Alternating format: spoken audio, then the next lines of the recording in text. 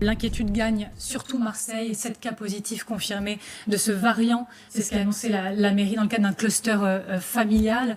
Le maire de Marseille, il dit, il se passe quelque chose à Marseille et chaque minute compte. À quel point vous êtes inquiet de la situation? Est-ce que vous êtes inquiet pour les Marseillais? D'abord, je me réfère à lui. Benoît Payan est un homme sérieux. S'il lance un appel de cette nature, c'est qu'il y a péril en la demeure. Au demeurant, Marseille, dans son histoire un peu longue, a déjà été victime d'épidémies terribles, donc ça fait partie de l'histoire de la ville, et il y a un sentiment d'alerte qui est très fort. Alors, à Marseille se sont superposées toutes les tares de notre époque, et les gens y ont résisté vaillamment. Mais il y a une limite à cette résistance. Alors, quelles sont ces tares? La pauvreté, la misère, le dénuement, l'absence de services publics, tout ça a frappé les Marseillais. Et maintenant, face aux microbes, aux virus, on a le sentiment que ce qui aurait dû être fait en matière de contrôle aux frontières, dès lors qu'on a su qu'il y avait un variant, n'a peut-être pas été fait, et que le suivi de l'évolution de ce nouveau virus n'a pas été fait. Si le maire de Marseille dit qu'il faut prendre des mesures exceptionnelles à ce sujet, j'invite le gouvernement à écouter le maire de Marseille, parce que Benoît Payan ne parle pas pour ne rien dire. Il dit, en effet, il appelle le gouvernement à renforcer les contrôles dans les aéroports, entrée-sortie. Vous appuyez ces demandes, quelles qu'elles soient? Ça va de soi. Peut-être est-il déjà trop tard, puisqu'on nous dit que le virus est entré dans plusieurs départements de France. Alors, pour l'instant, on parle de petits foyers de contamination, mais vous savez comme moi que ça ne veut rien dire. Ça se propage à une vitesse considérable. Alors, on avait déjà le sentiment que la deuxième vague n'était pas vraiment dominée, que la troisième finirait par arriver, et maintenant voilà que nous nous trouvons avec un virus, donc nouveau, mutant. Hein. Alors, on voit qu'on a besoin plus que jamais de discipline, d'ordre, et surtout de clairvoyance, de prévoyance, de logistique organisée. Et là, on a un sentiment de déclassement de la France. C'est-à-dire que le pays qui est capable de faire 4 millions de vaccins contre la grippe, dont moi... Est-ce qu'il ne faut pas rompre définitivement avec le pilotage follement idéologique qui a été choisi par le gouvernement depuis le début de cette crise? C'est-à-dire idéologique? Regardons les frontières. Souvenons-nous quand même que je demande, dès le mois de janvier 2020, de maîtriser, non pas de fermer les frontières, mais de contrôler les frontières avec, à l'époque, les pays qui étaient les plus touchés, les régions qui étaient les plus touchées. Et puis, au fur et à mesure, on voit que tous les pays du monde ont contrôlé leurs frontières, sauf la France, pour des raisons purement idéologiques. C'est le cas désormais, depuis les annonces du Premier ministre la semaine dernière. Un durcissement, en tout cas. Oui, mais ça n'est pas vrai. Au moment où nous parlons, tout de suite là, il y a 42 pays dont les ressortissants peuvent arriver en France sans aucun contrôle. Donc ceux de Schengen. D'accord, sans aucun contrôle. Ce sera discuté et demain sur d'ailleurs. ces 42 pays dont les ressortissants peuvent entrer sans aucun contrôle, il n'y a que 5 pays qui acceptent l'inverse. C'est-à-dire qu'il n'y a que 5 pays où les Français peuvent aller sans aucun contrôle. Et ça va changer. On nous dit qu'il va y avoir une réunion du Conseil. Parce que, de toute façon, la France défend l'idée que les pays de l'Union européenne doivent rester totalement ouverts. C'est pour ça que vous dites idéologique? Mais bien sûr, c'est idéologique. C'est parce qu'ils défendent la libre circulation à tout prix, au prix de la santé de nos compatriotes et donc au prix de notre économie, car plus la crise sanitaire s'aggrave, plus les mesures de restriction de l'économie sont mises en œuvre. Regardez l'absurdité de l'Irlande. On dit, on vient de se rendre compte qu'il y a un variant britannique. Bon, ça fait déjà quand même un certain nombre de semaines. Donc on va mettre des contrôles à la frontière britannique. Mais en Irlande, il y a une explosion du variant britannique. Eh bien, en d'Irlande, on peut venir sans aucun contrôle en France. Madame Le Pen. Est-ce que c'est admissible, cette folie? C'est la santé qui justement prend les décisions à la place des politiques? Ça me paraît évident. Ça me paraît évident. Mais là encore, il y a à mettre en cause directement ce gouvernement, non seulement dans ce choix-là, mais encore une fois dans les choix idéologiques. Laisser les frontières totalement ouvertes, faire interdiction aux médecins de prescrire des médicaments, c'est-à-dire aller à l'encontre de la liberté de prescription des médecins, ce qui est un véritable scandale, qui vient d'ailleurs, je vous le signale, qui vient d'ailleurs d'être sanctionné par le Conseil d'État italien, saisi par les médecins italiens, qui a réaffirmé la liberté de prescription des médecins. Idéologiquement, on continue à fermer des lits d'hôpitaux, alors qu'on est en train de nous expliquer que l'ensemble de la stratégie est déterminée par la capacité que nous avons à soigner des gens dans nos hôpitaux, à avoir des places en réanimation. Et bien malgré cela, on continue à fermer des lits. Vous êtes opposé au couvre-feu à 18h, c'est bien cela? Oui. Vous êtes opposé au reconfinement? Le reconfinement, c'est un constat d'échec toujours. Donc on ne peut pas se dire opposé au reconfinement comme ça, ce serait stupide. Donc, je dis qu'il faut tout faire. Je dis qu'il faut tout faire pour éviter la catastrophe d'un reconfinement. Et le couvre-feu à 18h.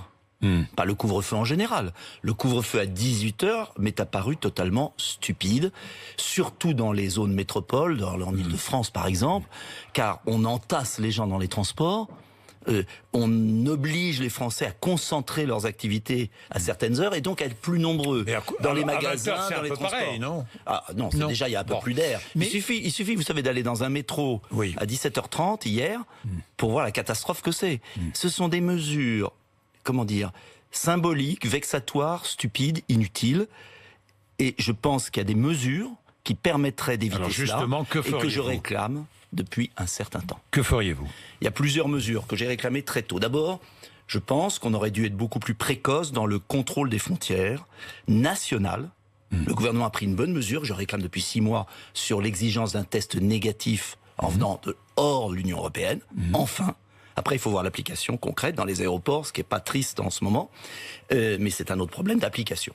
Et puis, je suis pour que cela s'effectue aux frontières nationales, parce que quelqu'un peut venir d'Angleterre par le Thalys en venant de Bruxelles et pas venir par l'Eurostar. C'est-à-dire que vous mettez 350 000 travailleurs frontaliers au chômage? Non, parce que pour les frontaliers, on peut trouver des solutions. Vous savez qu'aujourd'hui, on peut toujours trouver des systèmes. Parce que le frontalier, lui, ne véhicule pas le virus. Non, mais on peut exiger des solutions de tests réguliers. Quand vous avez des avions qui arrivent de l'étranger de loin, qui arrivent à Francfort et qui ensuite la personne vient, vous savez très bien qu'il faut un test négatif. D'ailleurs, l'Allemagne le fait, dans l'autre sens, l'Italie le fait. Pourquoi nous, on ne le fait pas depuis des mois? Décision le 21 au niveau de l'Union européenne. Je regrette, en gros, pour schématiser, qu'on enferme les gens chez eux à 18h et qu'on rentre comme dans un moulin dans notre pays. C'est complètement absurde. Je préfère qu'on protège le pays plutôt que d'enfermer les Français. Beaucoup d'entre nous ne comprennent plus quels sont les objectifs qui sont suivis. Et je le dis sans malveillance ni esprit de système contre le gouvernement. Parce que dans ce type de situation, ce qui doit l'emporter, c'est l'esprit d'entraide et la discipline collective. Mais pour qu'une discipline soit respectée, nous sommes en France, les gens sont aptes à cette discipline, ils l'ont démontré. Il faut qu'on comprenne et que ça soit cohérent. Or, il nous paraît que ce n'est pas cohérent d'établir un couvre-feu à 18h, qu'est-ce que ça change? On dit, les gens rentrent à la maison, donc le virus circule moins. Ben non, parce qu'avant qu'ils rentrent, du coup, ils s'accumulent plutôt dans les transports en commun, et on ne voit pas où est la mesure coupe-feu. Pardon de vous dire que moi, j'avais proposé avec tout le groupe des Insoumis, parce que ce n'est pas moi personnellement, une autre idée qui était d'organiser la société de rotation. Dans les transports, les horaires au travail. À tour de rôle, au travail, chaque entreprise, par exemple, un jour commencerait 1 heure avant, un jour 1 heure après. Ou bien on réduirait la journée de travail, car aucune entreprise ne gagne rien à ce que ses salariés tombent malades. Donc il y a bien un intérêt général à la santé publique dans cette affaire. Nous préférons l'idée d'une société de rotation, d'un état de crise de fonctionnement par rotation, que comme ça, c'est un couvre-feu, on ne comprend pas à quoi il sert. Vous regrettez un manque de... Est-ce qu'il faut envisager de reconfiner Marseille ou de reconfiner des territoires? Je vous pose la question parce que l'une des députées La France Insoumise de vos rangs, qui est en plus aide-soignante, c'est Caroline Fiat, elle est députée de Meurthe-et-Moselle, qui est très touchée dans son coin. Elle dit « Le temps des demi-mesures est passé, il faut agir et reconfiner pour sauver ce qui peut l'être ». Est-ce qu'il faut reconfiner territorialement? Elle s'exprimait... Alors c'est quelqu'un qui a une extrême compétence, parce que non seulement elle est du métier, mais elle y est retournée.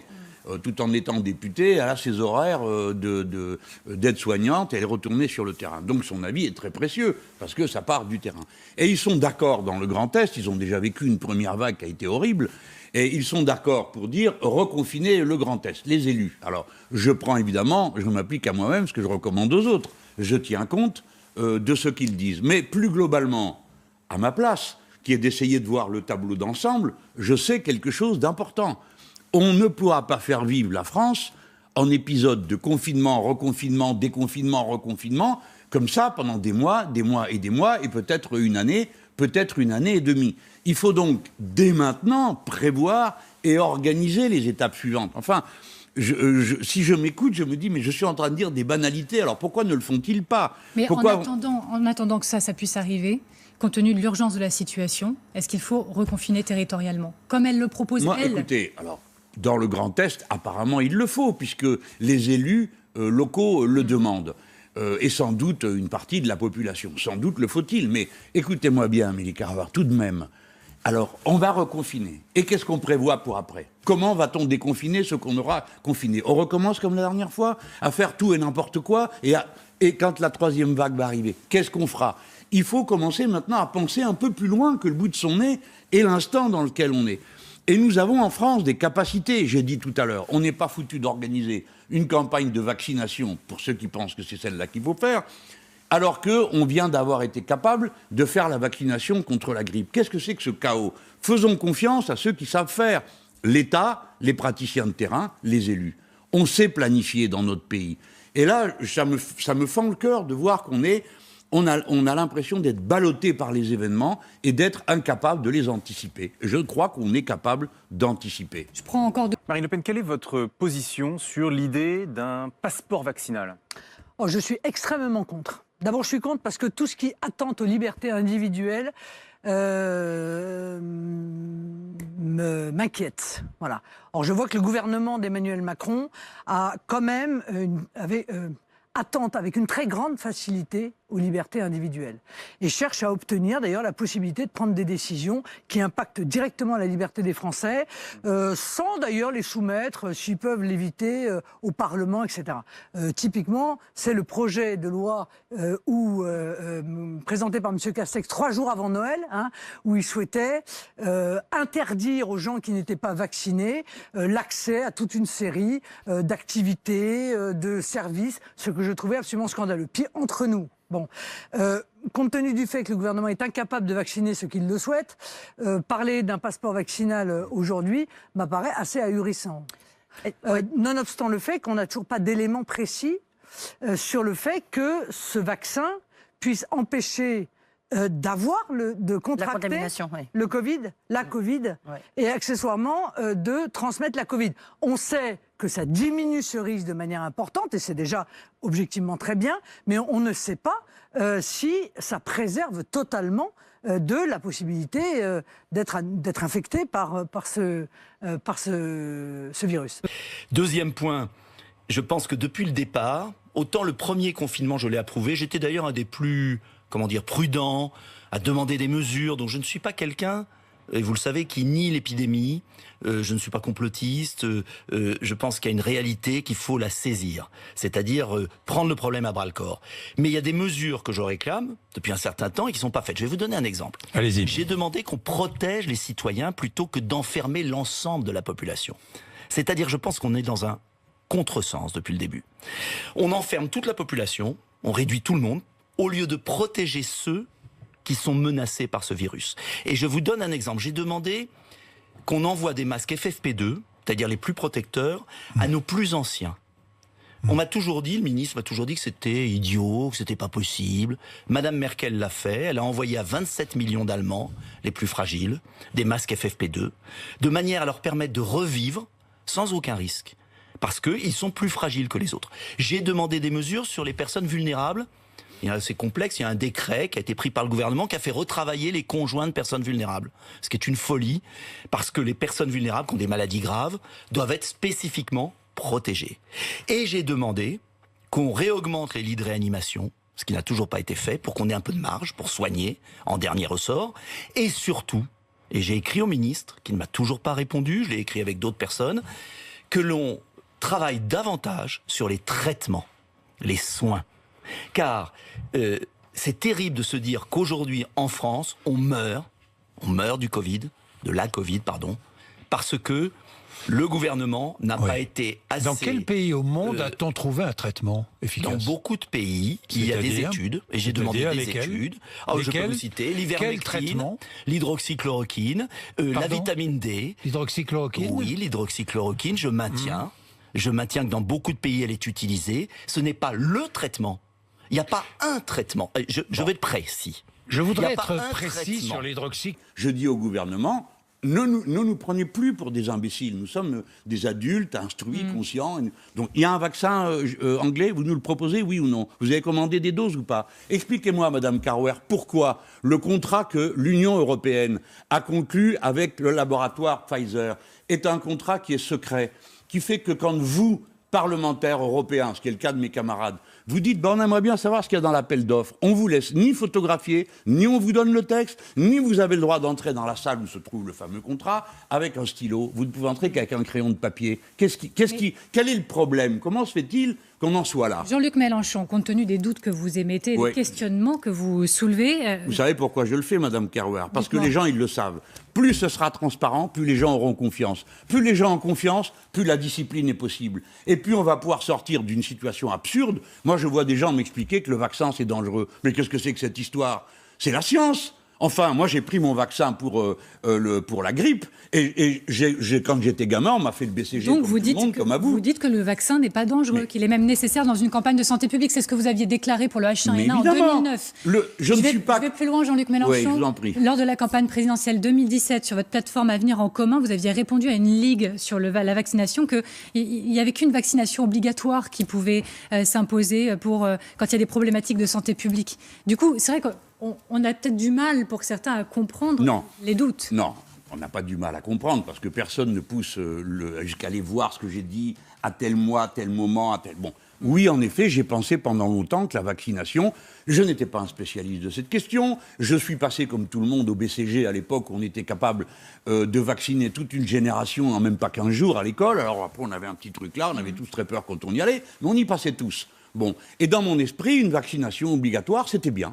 Et depuis, on m'a expliqué, ça marche quand on est en confiance. Mais quand il y a un doute, il ne faut pas faire ça. Parce que ça se retourne contre toi, les gens se cachent, ne te disent pas qu'ils ne se sont pas fait vacciner, bref. Donc on m'a convaincu qu'une vaccination ne pouvait être obligatoire que quand il y avait la confiance. La confiance n'y est pas aujourd'hui. La preuve, c'est que le gouvernement lui-même a dit, il n'y a qu'une personne en France qui a dit que le vaccin doit être obligatoire, c'est M. Jadot. Et je ne le dis pas pour polémiquer avec lui, c'est une opinion, elle se respecte. Lui, il pense qu'il faut faire comme ça. Moi, je sais aujourd'hui que si on fait ça, ça va mal tourner. Je préfère qu'on dise, les gens, rappelez-vous que la vaccination est un procédé scientifiquement valable, qui nous a permis de nous débarrasser, même d'éradiquer certaines maladies. Deuxièmement, que vous devez avoir la liberté de choisir, et dans cette liberté, réfléchissez bien que vous vous mettez en danger si, quand vous aurez le choix, vous choisissez de ne pas vous vacciner. Mais, voilà, on ne peut pas être plus clair. Ce que je n'aime pas, c'est que quand on critique le vaccin Pfizer et le fait qu'on n'ait accès qu'à un seul vaccin, on se fait aussitôt, on vous met une pancarte anti-vaccin. Non, je ne suis pas anti-vaccin, j'ai fait le vaccin pour la grippe. Et pourtant, il y a des gens qui me disent, tu sais, c'est pas fameux, c'est pas 100%, ma foi, je prends mon risque. Mais alors du coup... Mais qu'on arrête de tuer un secteur entier alors que rien ne dit, et même tout dit l'inverse, à savoir qu'il n'y a pas de risque supplémentaire à aller pendant 1 heure dans un cinéma avec des distances qui sont préservées et un masque sur le visage. Il n'y a évidemment pas plus de risque que d'aller dans un métro bondé, dans un avion bondé ou dans une grande distribution. Oui, mais ce n'est pas parce qu'il y a des risques ailleurs qu'il ne faut pas limiter les risques en empêchant certaines activités. C'est le principe de cette gestion de crise depuis le début. Supplémentaire. Le rapport Fontanet vous le dit. À quoi ça sert, encore une fois, de faire un rapport sur l'efficacité de mesures si lorsque ce rapport arrive, vous dites, eh bien, je n'en tiendrai pas compte. Moins il y a d'activité sociale, moins le virus circule. Mais monsieur, mais encore une fois, sauf à enfermer totalement les gens chez eux, il faut déterminer l'équilibre entre le bien commun et l'intérêt national. Eh bien, moi, je considère que pour le bien-être des Français, pour leur équilibre psychologique, il faut prendre des mesures qui soient justes. Fermer les cinémas, fermer les musées, fermer les théâtres, alors, ça n'est pas juste. De la même manière, puisqu'on en vient à l'impact psychologique qui, sur les chefs d'entreprise, M. Vrillon, vous l'avez vu, bien sûr, est catastrophique. Je crois que 40% des chefs d'entreprise ont pensé au suicide. Est-ce qu'on se rend compte de la gravité de ce chiffre? On va parler des jeunes dans un instant. Moi, je veux bien qu'on poursuive ce débat. Mais moi, je le poursuis parce qu'en France, tous les jours, heureusement, des médecins prescrivent avec l'azithromycine, avec des anticoagulants, l'hydroxychloroquine, et sauvent des vies dans le monde entier. Et je vais vous dire plus. Il n'y a pas que l'hydroxychloroquine. Quand on voit qu'aux États-Unis, au Mexique, en Argentine, en France, c'est efficace, l'ivermectine est un médicament qui a de très bons résultats. Ce que je conteste, qu'on ne se méprenne pas, Jean-Jacques Bourdin, je ne suis pas médecin à dire il faut ça, il faut ça. Ce que je conteste, c'est que dans notre pays, On Dans n'a pas notre le pays, droit on refuse. d'étudier. On n'a pas le droit d'étudier de manière scientifique, publique, sans l'influence des laboratoires pharmaceutiques qui gangrènent notre pays. On n'a pas le droit d'étudier des médicaments qui, dans le monde entier, soignent. Comment expliquez-vous qu'au Donc, Mexique, dans le en monde Inde, entier, il y a des médicaments qui soignent. Donc, dans le et on monde commence à entier, découvrir il y a des traitements qui qui soignent. commencent à être efficaces. Bon, vous l'affirmez, L'Angleterre, vous je l'affirmez. l'affirme, et je le maintiens. Et je dis qu'en tant que responsable politique, médecin ne le dit. Ah bah, c'est Aucun médecin curieux, que je reçois sur ces eh bien, plateaux moi, je ne suis me pas dit- financé par l'industrie pharmaceutique. Parce qu'ils sont tous financés Pas tous, par mais l'industrie beaucoup. pharmaceutique. Et Parce l'industrie que tous pharmaceutique a parce que gangréné. tous ceux qui sont sur les plateaux de télévision Beaucoup, sont financés par l'industrie pharmaceutique. J'aimerais, Jean-Jacques Bourdin, je peux vous poser une question? J'aimerais que quand vous recevez un professeur de médecine, allez-y. vous lui demandiez Allez-y, son conflit citez des d'intérêt, noms. combien il a reçu. Citez des noms. Eh Allez-y. bien, Monsieur Aubert, député Non, mais citez des républicain. De médecins. Monsieur Aubert, député républicain. Oui. Pas moi, avec des sénateurs et des députés républicains, a demandé à Monsieur Véran de faire la lumière sur les conflits d'intérêts qu'il y a aujourd'hui et qui pourrissent le monde de la médecine. Car la réalité de la France... Aucun financement c'est qu'aujourd'hui- extérieur de l'IHU de Monsieur Didier Raoult. Mais Monsieur Raoult s'est expliqué là-dessus. Bon. Je demande la transparence. Bon. Attendez, c'est une affaire trop grave. Ce que je dis juste. S'il y avait un médicament miracle, ça se saurait. Et je n'ai jamais dit ça. Je dis en revanche que dans notre pays, soit on enferme les gens et on est en train de tuer la France, soit on nous embarque vers le vaccin. Et entre les deux, avant même que si dans le meilleur des cas, si dans le meilleur des cas le vaccin est efficace, vous savez que ça va prendre du temps. Efficace, le vaccin Je vais vous répondre. Oui. Dans le meilleur des cas, Jean-Jacques Bourdin, et c'est une affaire grave parce que des gens meurent. Le vaccin va être efficace au bout d'un certain temps, le temps de vacciner les gens. On est d'accord. Donc, dans le meilleur des cas, ce que je demande, c'est que on recense toutes les expériences médicales qui, de le Mexique, l'Argentine, l'Inde, le Maroc, les États-Unis, ont abouti à des médicaments. L'Angleterre avec un médicament sur l'arthrite, l'Institut Pasteur de Lille, qu'on essaye d'aider nos médecins, leur faire confiance sur la liberté de prescription, tester des médicaments, comparer, Si j'ai bien et que compris l'État ce que vous joue dites, son rôle d'impartialité. Le gouvernement, si j'ai bien compris ce que vous dites, Voilà. freine volontairement la recherche sur les traitements. Non, je ne dis pas Bah. qu'il la freine volontairement. Bah. Je dis C'est ce que qu'il j'entends. refuse, il refuse des études impartiales. Il refuse d'ouvrir le débat et d'ailleurs, un collectif de médecins indépendants s'est créé parce que, heureusement, dans notre pays, des dizaines de milliers de médecins tâtonnent, cherchent l'azithromycine, qui n'était pas prescrite au départ, qui était un antibiotique. Et souvenez-vous, comme le Remdesivir a été défendu par des professeurs, curieusement, qui reçoivent des subventions de Gilead, l'Union européenne a acheté du Remdesivir, vous le savez. Et puis on s'est aperçu après coup que ça servait à rien. Je demande des études. Bien, Des Nicolas études. Dupont-Aignan. Arrêtons de tuer notre pays par des mesures stupides qui n'empêchent en rien le virus. Apprenons plutôt à protéger les Français. Protégeons notre pays par des frontières. Protégeons les plus anciens par des Nicolas masques. Dupont-Aignan, Soignons je voudrais les que nous parlions, malades. parce que le temps passe, je voudrais que nous parlions de la vaccination. Oui. La vaccination. Est-ce que nous sommes toujours tous des cobayes? Ce que vous avez dit au mois de Je décembre. maintiens Nous sommes qu'aujourd'hui, des cobayes. avec le vaccin ARN, nous sommes des cobayes. Pour une raison Vous ne très vous simple. feriez pas vacciner par un vaccin ARN messager. Pour l'instant, Oui ou non? attendez, je vais répondre précisément. Oui, oui. Pour l'instant, non. Pour une raison très simple, c'est que j'ai lu page 22 du protocole Pfizer. Lisez-le, très intéressant, malheureusement en anglais. Page 22 du protocole Pfizer, il est écrit, ce qui est la vérité, que la phase de test continue jusqu'en 2022. Comme tous les vaccins, il faut 2 ans. Je dis, et je pèse mes mots, parce que j'aimerais que ce vaccin marche, j'aimerais qu'il y ait un miracle. Quand j'entends Monsieur Fischer, vous l'avez reçu, Jean-Jacques Bourdin, c'est Monsieur Vaccin du gouvernement.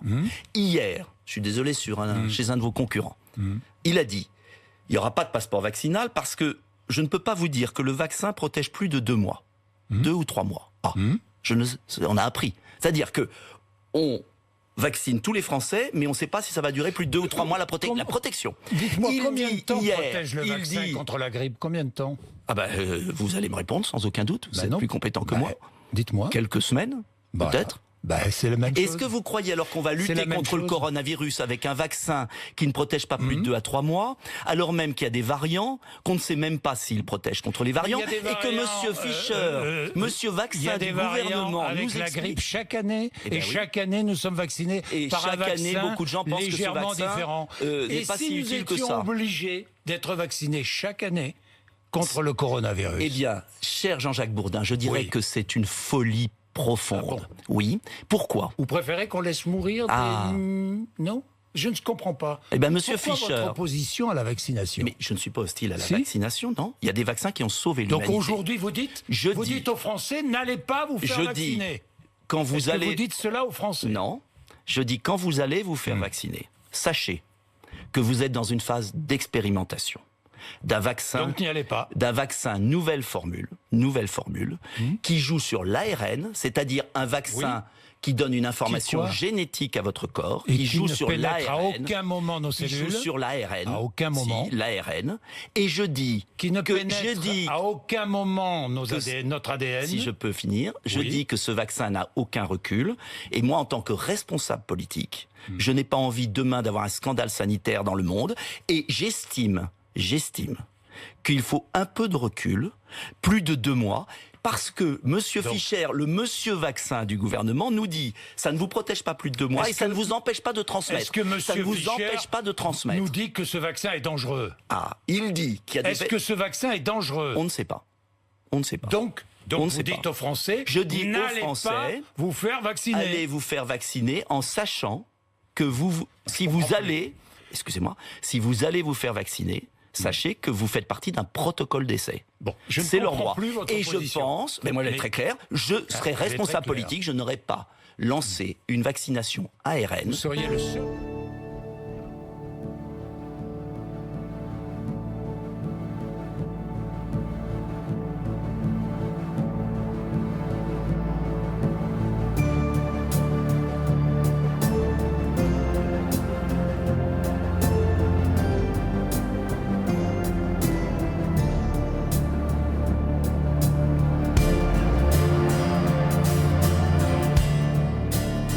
Depuis le temps que l'on patiente dans ces confinements illusoires, on entend qu'on s'amuse et qu'on chante au bout des couloirs. Quelques-uns sont devenus fous et on a plongé comme pour les tours. On a vu les médecins, les gestes barrières et les gens autour.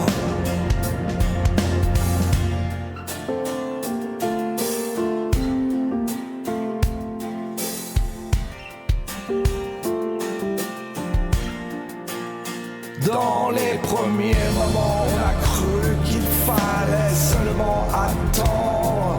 Cette maladie est sans issue, on commence à comprendre. Ils ont refermé derrière nous, ils ont eu peur qu'on les bouscule. On va bien finir par les avoir, tous ces milliardaires ridicules.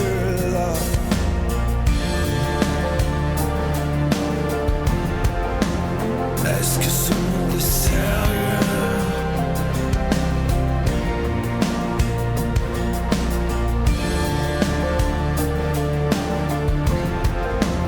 Est-ce que ce monde est sérieux? Oh toi ma France, je ne t'entends plus. Où sont les braves? Je ne vois plus que des vendus. Nous n'allons pas trembler dans ces pantins, ces minus. On va les attraper, leurs vaccins, les faire piquer comme le bétail. Ce soir le médecin de la télé d'Anglia pour l'éternité.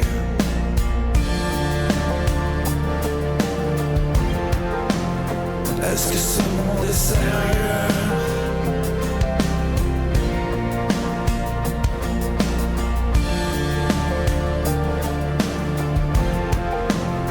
Est-ce que ce monde est sérieux?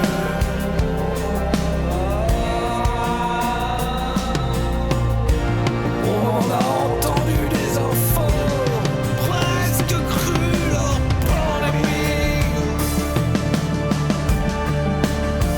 Ils ont frappé fort.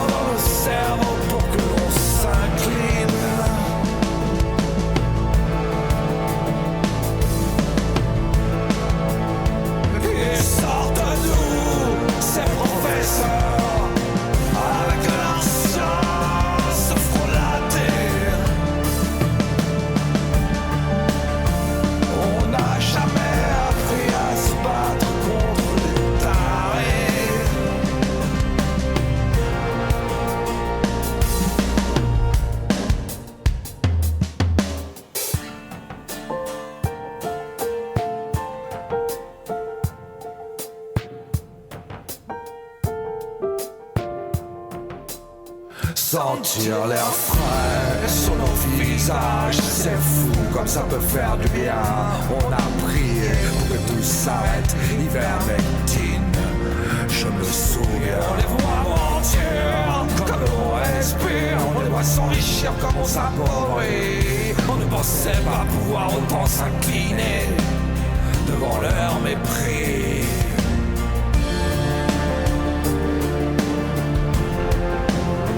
Est-ce que ce monde est sérieux?